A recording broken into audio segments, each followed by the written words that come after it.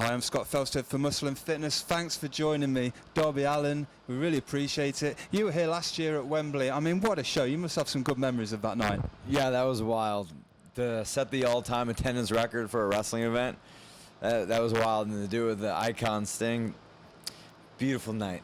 Absolutely. And people must ask you all the time, what have you learned from Sting, and has he been a good influence on you? Have you learned timing, or have you learned about match rhythms, or, you know? Nothing in the ring.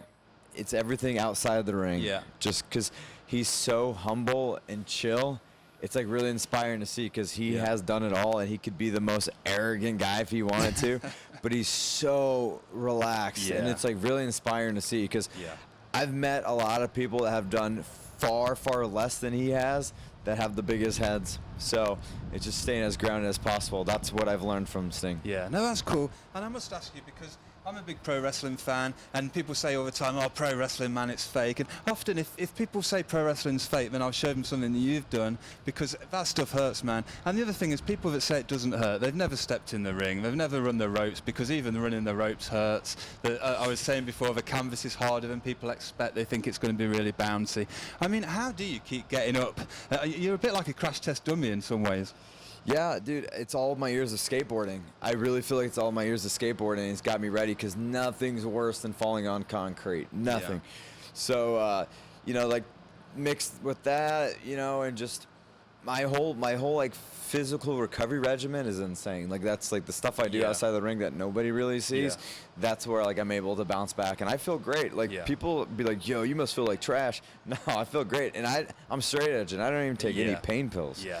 And like so. Yeah, that's really important for people to know, that you don't drink. You know, you're not on painkillers or anything like that. So the recovery that you mentioned, I mean, what does that involve? Is that saunas, lots of sleep? So definitely not lots of sleep. Man, I get no sleep. But I would say a lot of it. So I have a sauna at my house. I have an ice bath at my house, which it's like a thing called the plunge, where it's like you don't have to put any ice in it. Just fill it up with water and plug it in the wall, and the water stays like freezing. Yeah. So I have that, and then I have like all these aversion tables, and then I do acupuncture all the time. Yeah. But a lot of it also is just straight up meditation. Yeah. So like if your mind's like strong, then your body will follow. But if your mind's all like foggy, then your whole body so it's just mentally like there, and then just I feel great. I feel so good. Awesome. And how long do you like to spend in the cold plunge? Okay, so you know, I've been training for Mount Everest, so I have done the cold plunge at 39 degrees for like normally I'll do it for like 10 minutes, but then there's times I try to push my body for like 30-25 minutes. Yeah. And just like everybody's like, you're running the risk of hypothermia, but like I like pushing myself to that limit. And then it's crazy when you don't panic. Yeah. And then you're like, is my body shutting down? You know, but then when you get out, you can't even walk. Yeah. But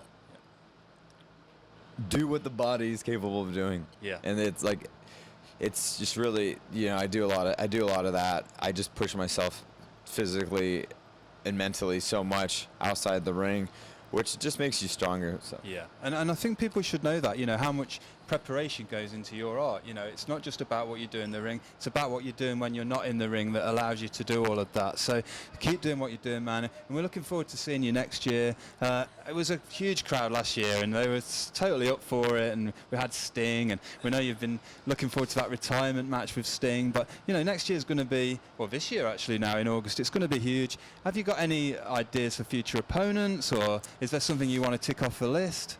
Yeah, well, I always tell people, like, the opponent I want to have is another man that, you know, talks about this being his last full-time year in wrestling, is Danielson. Like that, to me, like that's just a no-brainer. Yeah.